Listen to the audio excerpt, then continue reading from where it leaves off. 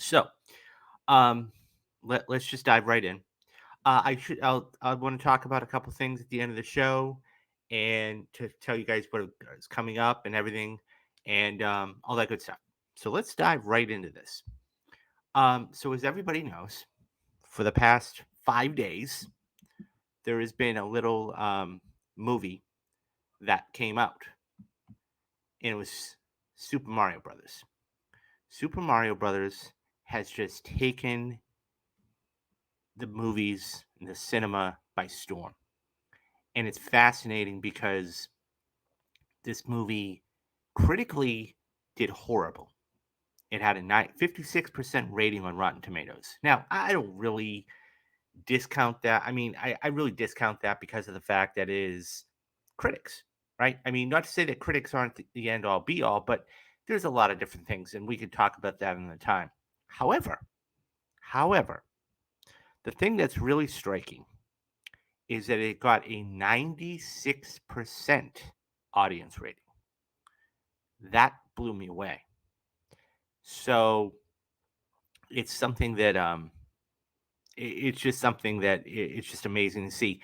And I'm going to tell you how well it did, and this is fascinating because it beat one of the biggest Disney films for a worldwide box office of all time. So this comes from Jeremy Fowler, who has popped in here a couple times, actually. I follow him on Twitter. Good friend. We've talked a couple times. So his headline reads Super Mario Brothers passes Frozen 2 for highest animated global box office opening with $377 million.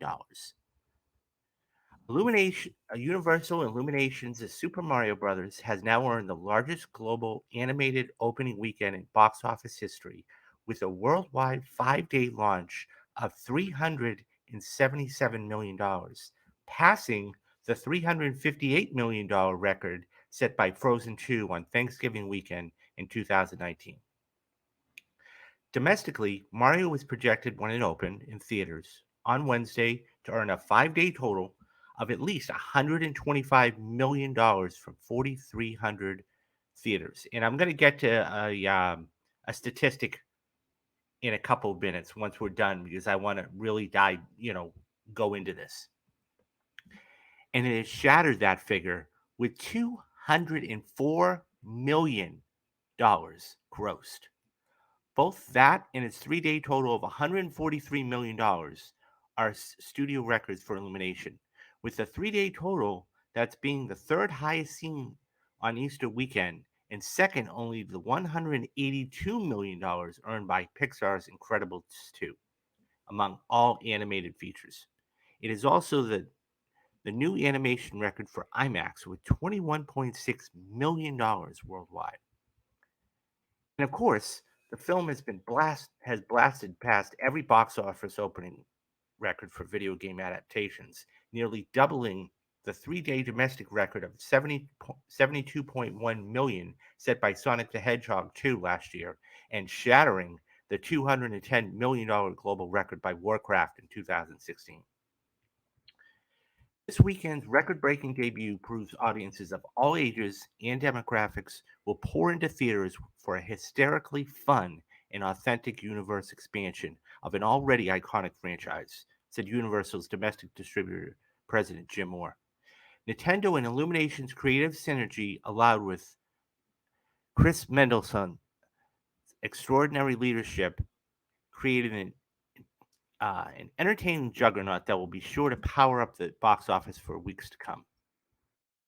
For theaters, this holiday weekend is another reason to pump their fists and hold on to that optimism that the box office is on a long but steady course to returning to pre-pandemic strength.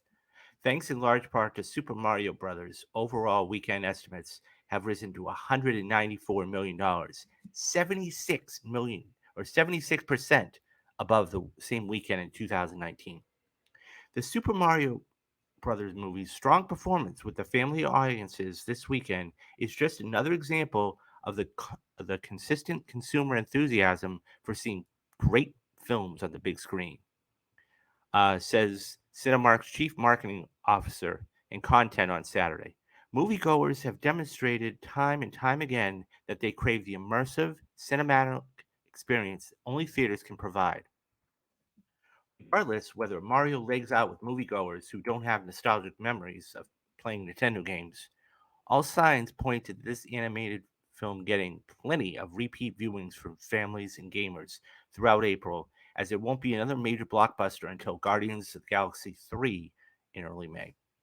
Depending on the strengths of these holds, Mario could have a great chance of passing the $939 million earned by fellow Illumination film Minions: The Rise of Gru to become the top grossing animated film since the pandemic began.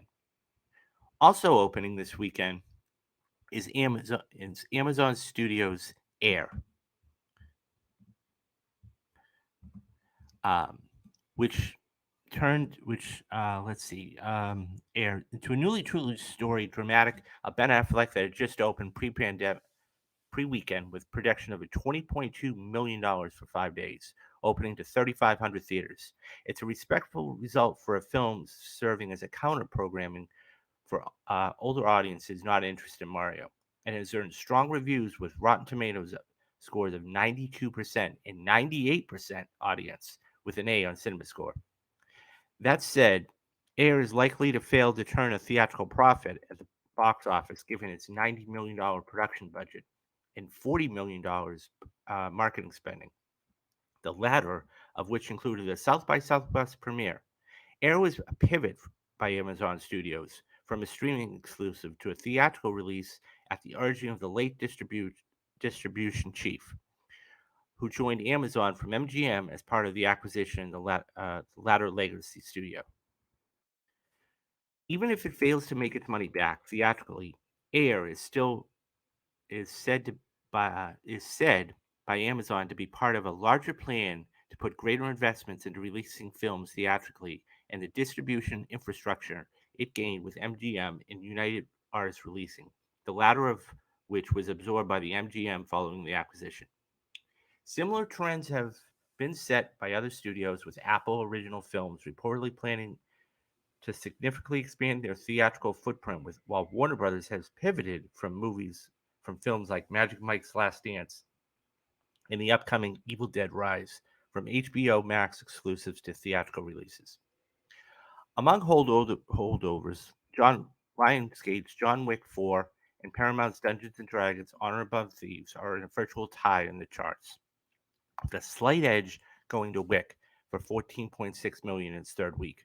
The Keanu Reeves shoot 'em up has grossed $147 million domestic and $300 million globally. And by next weekend, it should become the highest grossing film in the John Wick series.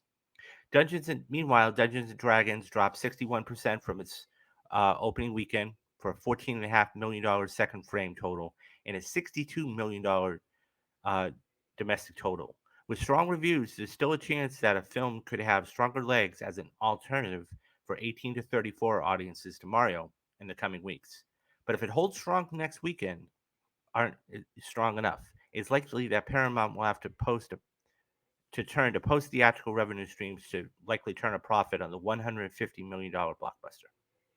One Paramount film that doesn't have anything to worry about theatrical profitability is Scream 6 when it completes the top five with $3.3 million in its weekend, with $105 million gross in North America and another against a $33 million production budget.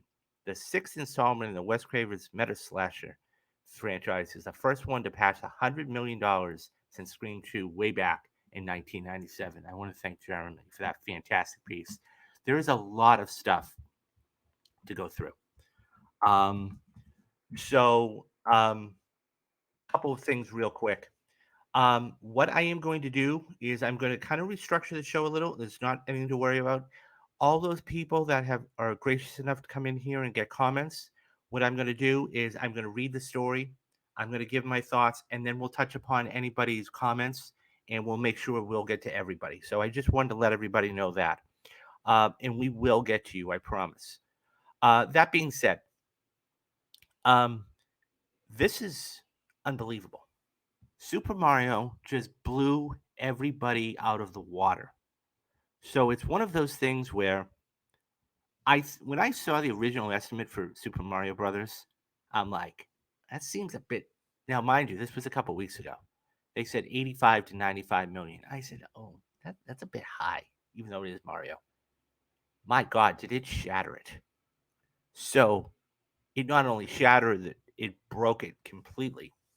It's unbelievable the thought that this movie made $204 million in 5 days.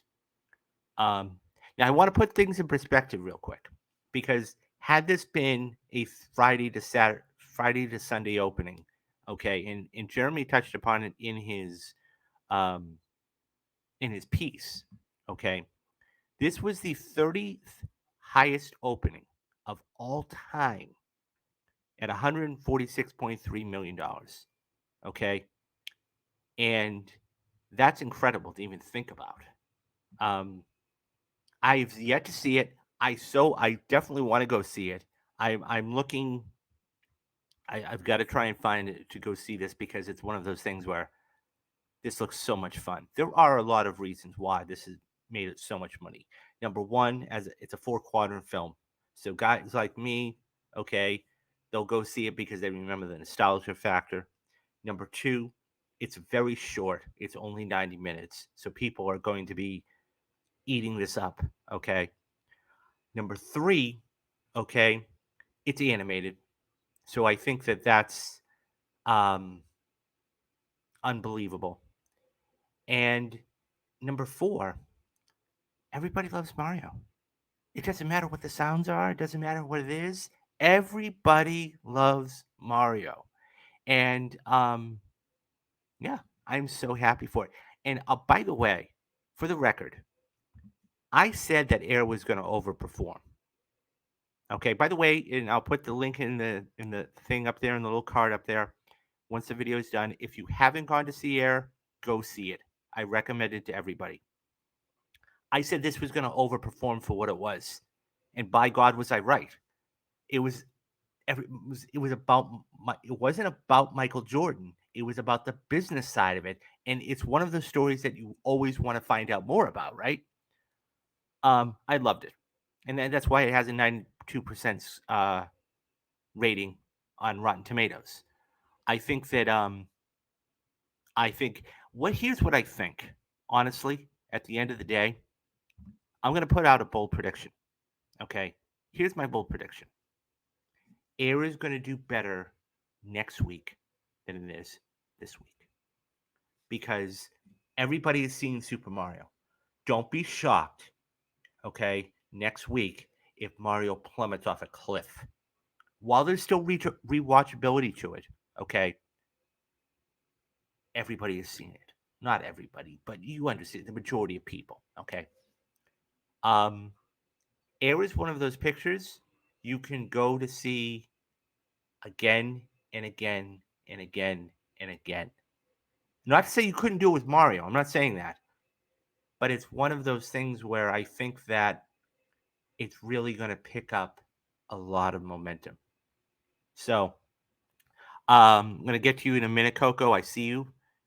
Just 2 seconds, and we're going to get to all your comments. Um, the other thing, quickly, real quick, it's interesting to see that John Wick is doing so well. Okay, that made $14 million. Um, it's just, or I'm sorry, Dungeons and Dragons made 14 million. That was fantastic. John Wick made $14.5 million. Look, we're starting to get into that trend of there are so many good movies now. It's what do I want to go see? And I think this is a good prelude to the summer. Um, and of course, Dungeons and Dragons, while it went down for $14.5 million, that's still a really good run at $62 million. So that is nothing to be ashamed about. I think that's going to do well because it's gotten word of mouth and everything else. So Coco says it beat Frozen 2 original record, and it beat Sonic, while box office length is just 3 days. Yes, that's what I was talking about. So this is, if you look at the 3 day total of this movie, okay, 3 days, okay, it is number 30 all time. Okay, it is number 30 all time just behind Guardians of the Galaxy Volume 2 by about $2 million. So that tells you something. So the extra 2 days, the Wednesday and Thursdays, that was just icing on the cake for them. And once it took off, it took off. But even if it didn't have that, that's still a hell of an opening for an animated feature. So it's a masterpiece. Yeah, no. Now I'm curious. Are you talking about Air or Super Mario? Because they're both, from what I understand, Mario is so much fun that could very easily well be a masterpiece too. But if you're referring to Air, I totally agree with you, guys. If you haven't, I'll put it, as I said, I'll put it in the thing. Mario. Okay, he says Mario. That being said, go check out the spoiler cast for Air. That's a good time. Um, he says all the music is beautiful, especially Peach's castle theme. And by the way, speaking, that's a great segue, Coco. A little off topic. Okay, I was reading in the trades today that the Princess Peach's theme actually is going to be eligible for the Academy Awards. Now, I don't know all. I didn't read it. I just saw the headline, so bear with me on that. But I think that's fascinating. That could be something we could look forward to later on down the road. Um, I still think that um, he says still. Um, yeah. Oh, so yeah. So it's one of those things where you've seen it 3 times. Wow. But that goes to show you that there's a perfect example of that. Okay, that the audience here, it's so short, it's so much fun that people can go back and see it over and over and over. So I think that it's a fantastic movie. I mean, this is one of those feel good movies that is really going to be, um, it's going to be here for a while. But like I said, don't be shocked if this drops off a cliff next week because it just made so much money. I mean, I'll give you an example. Take a look at what Spider Man No Way Home did, right? Spider Man No Way Home made $257 million opening weekend. No, nobody knew it was going to do that. Okay. What ended up happening was, and by the way, it made like over 100 the next weekend, but it fell by 55%. Don't be shocked to see this thing fall by 55% either. I think that there's something to be said there. Um, the first time was to watch the movie, the second time was to experience it again, and the third time was to pay attention to all these things and details. Yeah. So you're like me in watching films, Coco. So when I watch a movie, the very first thing I do is I will absorb the content. And then I'll go back and I'll see it again and I will look at it and I'll pick up little things I may have missed the first time.